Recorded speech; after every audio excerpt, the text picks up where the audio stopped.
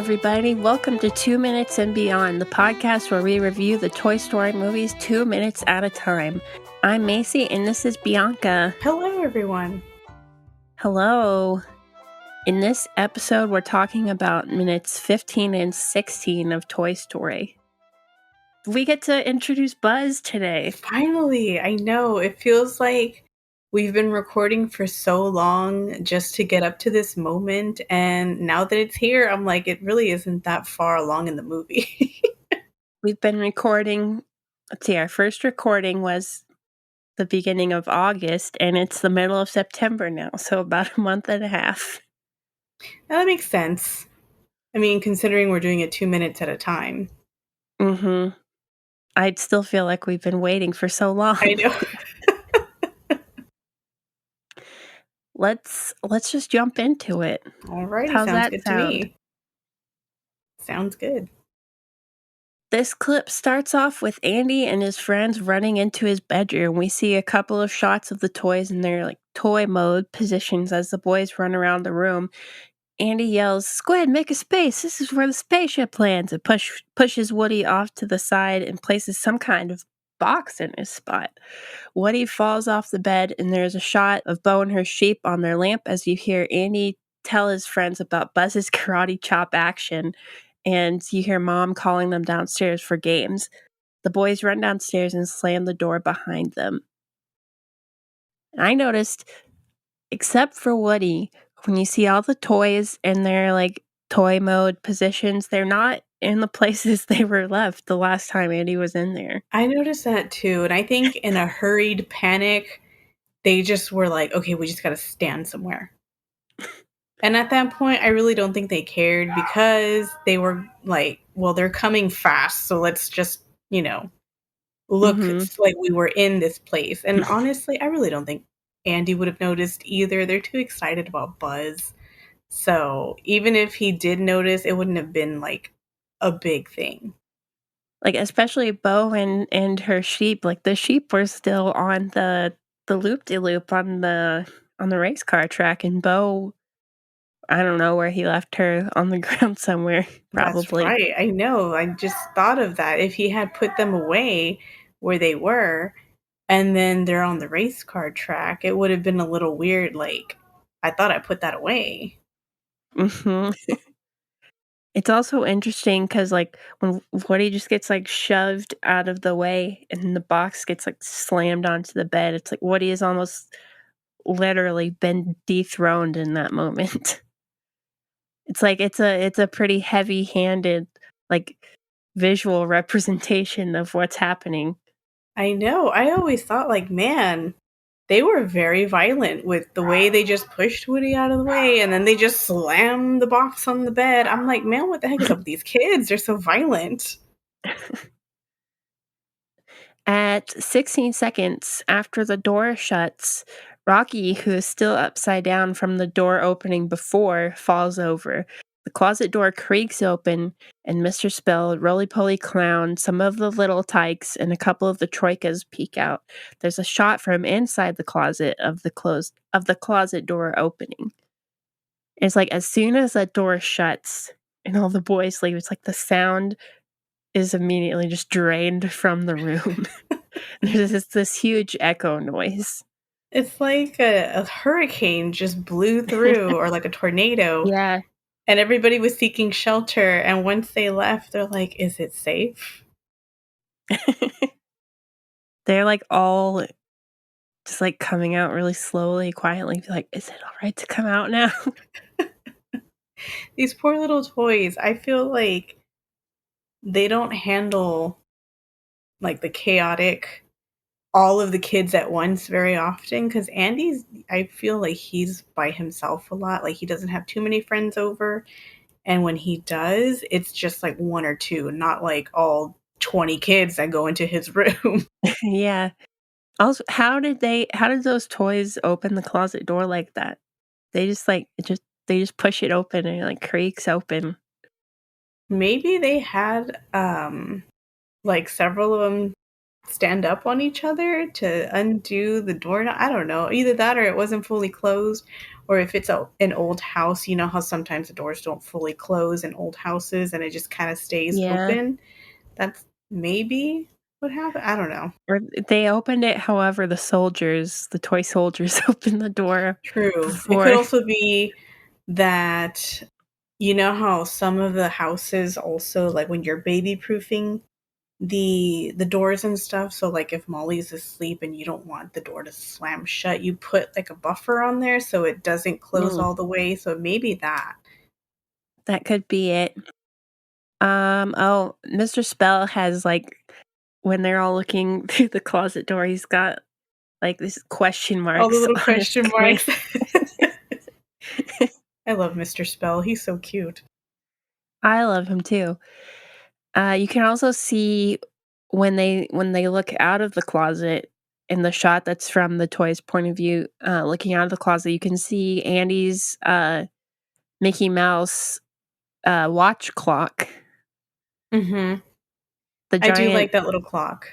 Yeah, it's a big clock that's in the shape of a watch. Mhm. They do a great job of, like, building up the suspense before Buzz's reveal, because it's so quiet and, like, when it's the shot from their point of view, as the closet door is opening, like, it just starts to open enough where you can't see what's on the bed.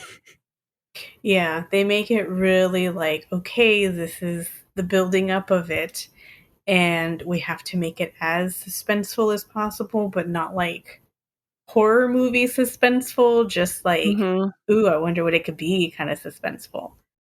Yeah. At 26 seconds, the toys come back to life and start to gather around the bed to find out who the new toy is. Slinky says, "What the heck is up there?" And Rex yells, "Woody, who's up there with you?" Woody appears under the bed coughing. And Slinky says, "Woody, what are you doing under the bed?"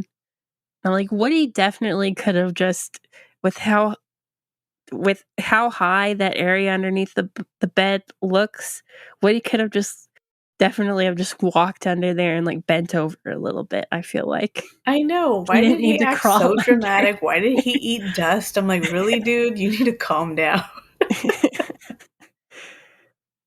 Not just that, I feel like he would not have fallen all the way down with the way Andy's bed looks.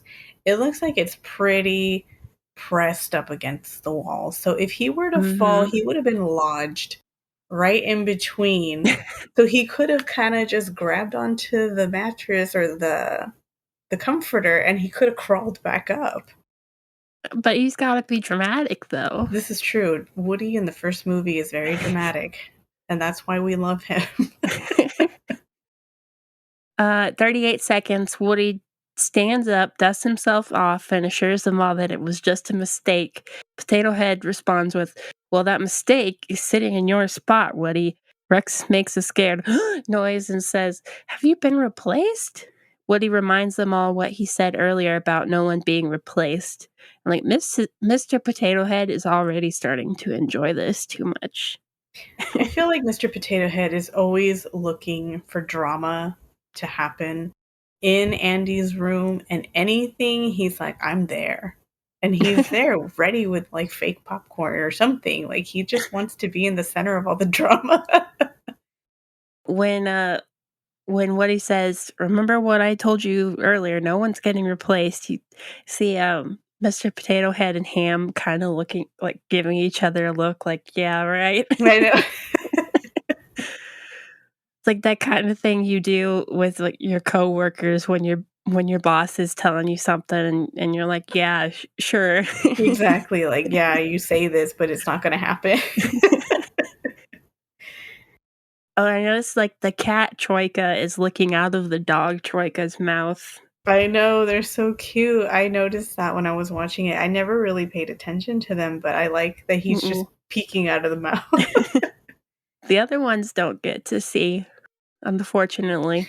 Yeah, I know. I They're just kinda stuck wish that they inside. were all out, but that would have taken too much time for them to come out. By the time the last one would have come out, they're like, "Oh, yeah, it's a new toy, whatever." At 55 seconds. Woody says, "Now let's all be polite and give whatever it is up there a nice, big Andy's room welcome," and climbs up the side of the bed while the other toys watch. We see Woody's hands and face come up over the edge of the bed. The camera pulls back to reveal a pair of green, purple, and white feet and legs, and Woody looks shocked as the camera moves up to reveal Buzz's torso, head, and face. Buzz is in a comically superhero-like pose with his hands on his hips, and he's got a slightly, wall-eyed expression with a cheesy smile. Buzz blinks and comes to life. He starts to look around, and Woody gulps in fear. I love how dramatic Buzz is too, because they both complement each other as friends. Like, yeah, they're both dramatic, but they're both opposite dramatics. They're both insane, but they think the other one is insane. Yes, they both think they're reasonable, and the other one's insane when they're both just insane. I love that. I love the way they introduce him like a very dramatic superhero Mhm. because it just plays so well into his whole character later on. Yeah. And I'm like, is that camera, pulling back and revealing his legs and then coming back, is that a reference to some sci-fi thing or something? Maybe I 'Cause it haven't feels like watched it. too many sci-fi movies, and probably either that or like a superhero movie or something to Yeah, where they're making it look like, oh, like maybe like Superman or something. I've never seen any of the Superman movies, but maybe something like that. I don't know. I have no idea. When Woody's saying, "Now let's all be polite and give whatever it is up there a nice, big Andy's room welcome," he's doing, these big, air punches. He's like swinging his arms, like, all right, you guys, like, let's go. And I'm like, dude, you're the most hypocritical cowboy in all of film history. I think I said in a previous episode how sometimes I end up doing Woody's gestures along with him while watching the movie, and this is one of those scenes, just doing those air punches. Oh my gosh, that's great. There's a musical theme that's playing, in the score sort of as Woody comes up and sees Buzz for the first time, Hmm. and I know it shows up later in the movie, but I can't figure out where that is. I thought it was, the end when they're flying, on the rocket, but that's not it. Right. I'll figure it out as we go along. I've heard it too, like later on in the movie. Yeah. And I'm trying to I want to say it's somewhere around the Pizza Planet area, Or is it but in Sid's room? maybe we'll get there eventually. And then we'll be like, hey, remember that one little thing going on? There it is. At 122, Buzz looks around through his helmet, and we see his face reflected on the inside of his helmet, and we hear his Darth Vader breathing, which is great. I love that as a Star Wars, I was gonna say subtle, but it's not really subtle. It's It's not a Star subtle at Wars all. reference. And the reflection on the inside of his helmet, of his face, I feel like is pretty impressive for the time. Yeah. I have seen people like that whole part right there. They've said that it reminds them of Doom, and somebody Oh. modded Doom to have Buzz Lightyear's reflection instead of the character. So you're playing as Buzz in Doom, That's funny. I've never played Doom, but I would try that mod right? if I I would too. I've never had it. played it myself. I want to say I've watched my brother play it, but I've always been too scared to play games like that. So Yeah, I'm not really a first person shooter type of person. yeah, and now that I'm older, I get very motion sick with first person shooters, so I Mm. really can't play it now. At 126, Buzz presses a button on his suit and says, "Buzz Lightyear Star Command. Come in, Star Command." When they don't answer, he presses the button again and says, "Star Command, come in. Do you read me?" And did you notice that he's pushing the red skinny button on his chest to talk to Star Command, which doesn't make any sense because he every other time I can think of that he tries to talk to Star Command, he does it in his wrist communicator, and the red button just makes him talk. I know that I have noticed that before because I'm thinking to myself, like, wouldn't the button make sound? Like I if he know. pushed it and then like he has his like Buzz Lightyear to the rescue thing come out, and I'm like, why did they put that? And then he's talking. I'm like, I don't understand. Um, maybe, maybe since he, keeps it pressed down, that's why it doesn't make any sound? Maybe. But I don't know. I don't know if a toy like that would be sophisticated enough to do that. Right? And then I think like but then it wouldn't have worked. I thought maybe he was still in like demo mode or something or like off, but then he later on, like shortly thereafter, they're pushing all his buttons and stuff and it works. So I'm like, no, it Mhm. can't be that.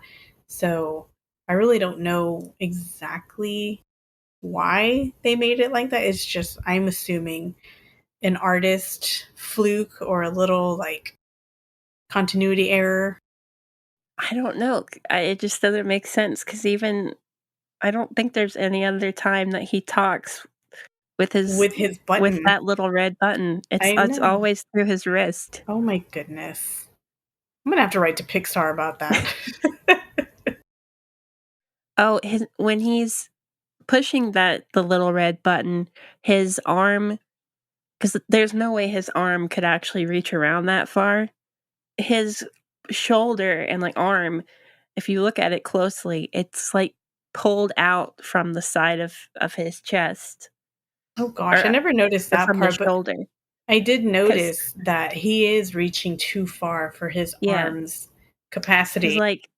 look at this toy Buzz that I have. There's no way I there's know. no And way then he can reach that far. even on like the signature collection, when you try to move Buzz's arms, it doesn't go that far. So, I Yeah, mean, that for the one's movie, even yes, you worse. have to make it like that, but There's a bunch of times, especially coming up, where his arms are, cutting into his suit or, his shoulder is pulled out somehow, and they just angle it in such a way where it goes by so fast that you don't immediately notice it, mhm. unless you're, really looking for those kinds of details. Kind of like the way we are when we watch the 2-minute clip 47 times. Yeah. Yeah, kinda like that. Oh my gosh, that's funny though that when you're watching it as a movie and you're just enjoying it, you don't notice things like that. But once you start breaking it down and actually paying attention to things, you start seeing it, and after a while, it starts to bother you. Mhm. Like when Molly's gross mouth noises happen. Yeah. Would you like to hear some things about Buzz and the history of the character? I would love to. Great, because 'cause I'm gonna tell you some You're like, things. even if you said no, I'm still going to tell you. He, was originally named Lunar Larry, and originally he was much smaller and had, a little red suit instead of the green and purple and white he ended up with. And according to our sacred texts, the art and making of Toy Story, the art and making of the animated film, on page 31, it says, Buzz was envisioned as the ultimate plaything you wished you had as a kid. We reached back to every favorite idea we could remember, and that, of course, had to involve outer space, says John Lasseter. The filmmakers reasoned first that Buzz's glow in the dark frame would have to be strong enough to last through infinite, vigorous missions. We gave him all these great holes for screws and rivets, so there's no question in your mind exactly how he's put together, says Lasseter. From existing action figures, the designers appropriated arms with karate chop action. Since flying is high on every 5-year-old boy's obsession list, Buzz sports pop-out wings with landing lights. On his wrist is a blinking laser. Push the button on his chest and out comes digitized high-fidelity audio that puts Woody's voice box to shame. I like how they compare it to Woody. They're just like, yeah, his stupid little pull string. This guy's got high Sounds like a fidelity car ran audio. over it. That was so mean when he said that. I was like, dang, way to drag Woody and throw him under the bus. Yeah, I think we're gonna talk about that in the next episode. Yes, for sure. It was interesting that they mentioned that they took, like, the karate chop action thing from existing action figures because I always thought that was a weird thing to have with, like, a spaceman toy.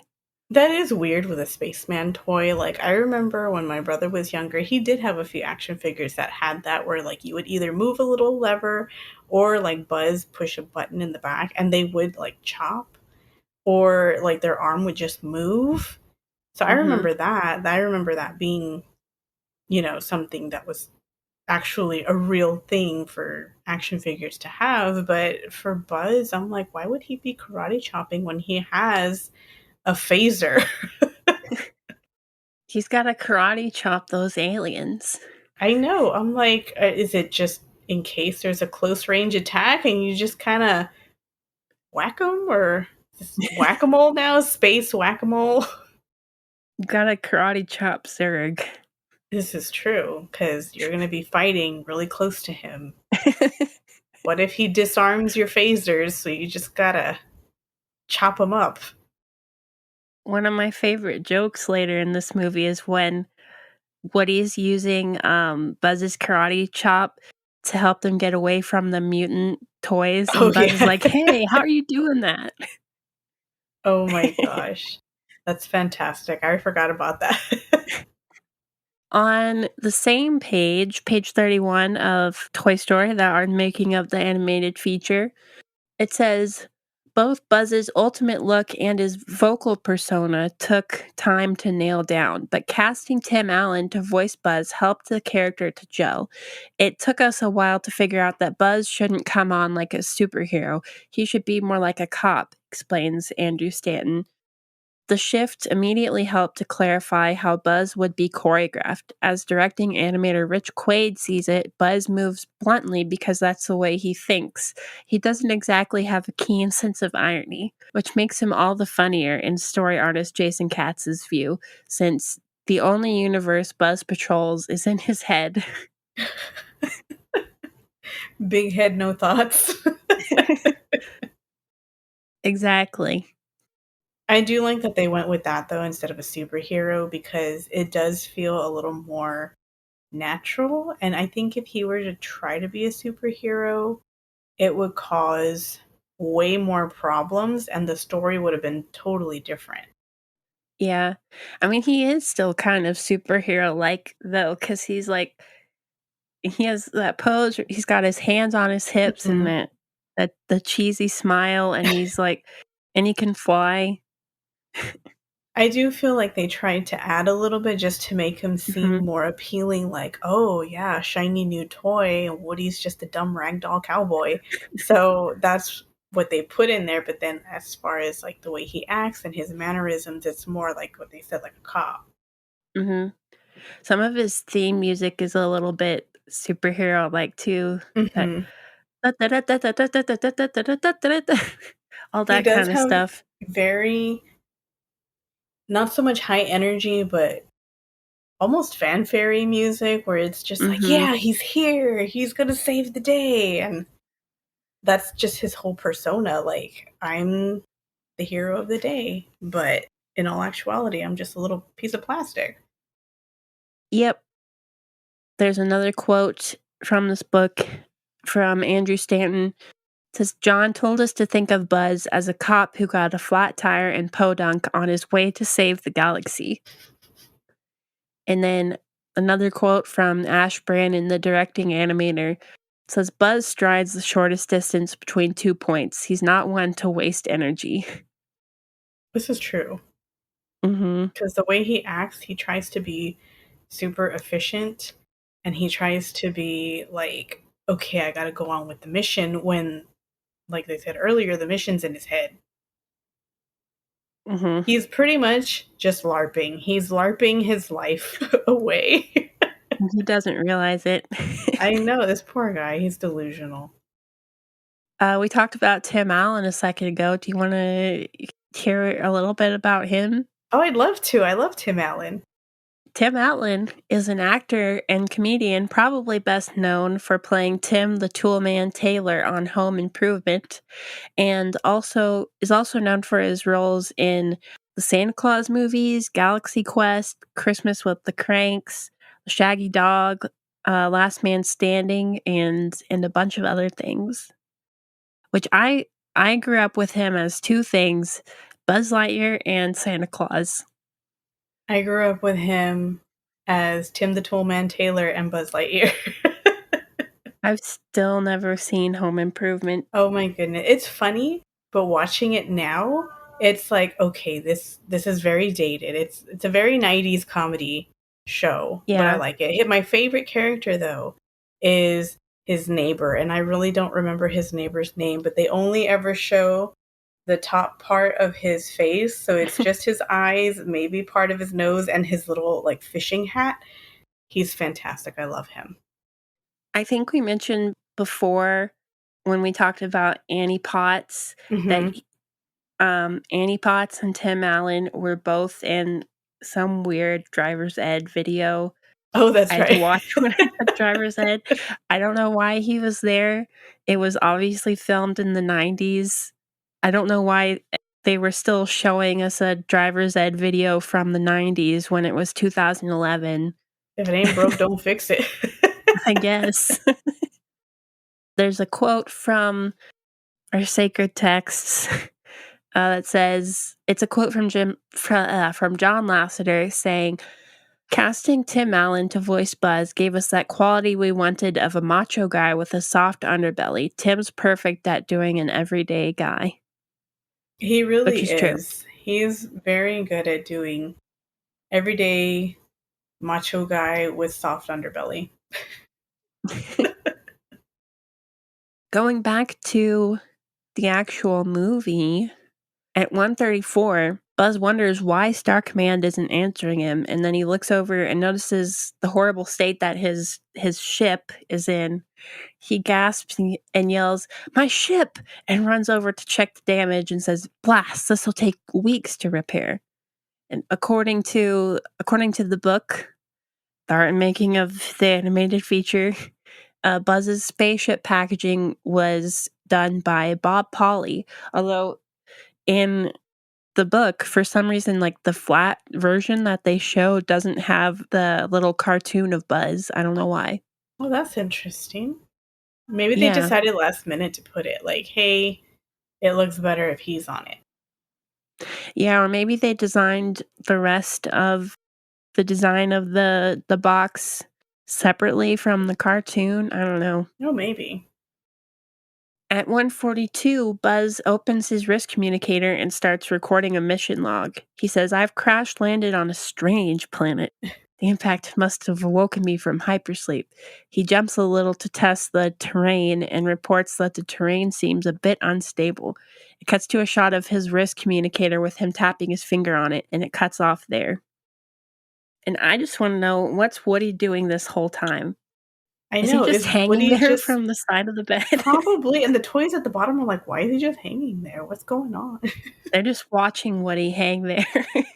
I feel like maybe he got up but was kind of just off on the corner of the bed. But if that's the case, Buzz is looking that way, so he I wouldn't have. know.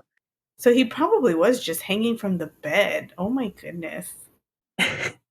Also, in the close-up shot um at the end of this clip, where it's a close-up of his wrist communicator and him tapping on it, you can see on Buzz's hands, he has, like, actual outlines of, like, some knuckles. Oh, that's interesting. I never noticed that. Yeah, like, I hadn't either, and, like, every single Buzz toy I've ever seen that I can think of just has, like, either, like, a rounded back of the hand Hmm. or just, like, flat, but I've never noticed that he has real knuckles, and it kinda weirds me out a little bit. That is kind of weird. That's a little. Now I'm gonna have to look back, and when I look Or back, I'm gonna regret it. Or technically, like, the line that his, fingers are attached to are his knuckles, but then he's got, like, outlines Of the of, knuckles on knuckles that line. underneath that, if that makes sense. Right. Hmm. I'm gonna have to look at that. That seems like such a weird detail to put on a toy. Maybe they figured, like, for a spacesuit to be detailed and to look like outer space. I don't Mhm. know. Maybe they wanted it to be super detailed and just put unnecessary knuckles on there. Yeah, I don't know. Also, while he's talking into his wrist communicator, doing his what's the word I'm looking for? His mission log. Hmm. I feel like his left arm is definitely cutting into his spacesuit, but you can't see it because his wrist communicator hides it This when is it's true. I've open. noticed that. And I'm like, he would have had to have turned his head and then gone like this, where you're just lifting your arm Yeah. up because you can't bring the arm any further like the way it is in the movie. Because, like you said, it's going to cut into the suit and it just doesn't work. But the way they angle it, that's why it looks like it works. And then when it cuts to, the shot of him, like, testing the terrain and he's still got his arm up, like, with the wrist communicator, it's Mhm. slightly farther away because it's from a different angle, and you would be able to tell if it was cutting into the Right. spacesuit. And, like, I feel like his left shoulder, again, is definitely pulled out some too. Right. Yeah. No, that for sure. I can see how that one's like pulled out, but it's just like the angles that they do it, you don't notice it right Yeah. away. But now that we've noticed it, it's going to be very uncomfortable watching the I'm gonna have to movie. point it out every single time it comes up in when we're going through the movie for this podcast. It's kind of like the whole broken toe thing with Viggo Mortensen in Lord of the Rings. Oh, Whenever yeah. that pops up, you're like, you know, he broke his toe. Yes. Did you know Buzz's arm is cutting into his spacesuit? That's going to be our new thing now. We're going to try so hard not to say it to everybody we know that watches it with us. Oh, before we finish up, there's been something I've wanted to mention for this whole podcast, and I've been waiting for a good place to mention it, and this seems like as good as any. The blinking of the toys in this movie, they blink one eye at a time most of the time. Yes, and that was supposed to be corrected before because I have done research on it because it is weird and I thought it was just something that they put like to be unique, but it's Mhm. actually they could never get them synced up, so it was just like Oh, a an error that was happening and they're like, "Well, whatever, we'll figure it out later." And they just left it in but the movie. do the humans blink like that? I don't know about the humans because I don't Because ever remember seeing like Andy's eyes blink like that. I think it's just the toys. because I tried to look it up, like, why was it like that? And someone on Reddit was saying, "Well, it's because of they couldn't get him to blink right," and then someone else was like, "Actually, that doesn't." So, I mean, it's Reddit, so who knows? But I know. someone else was like, "Actually, that doesn't make sense. It seems like it would actually be harder for them to make them blink offset like that." So I don't know.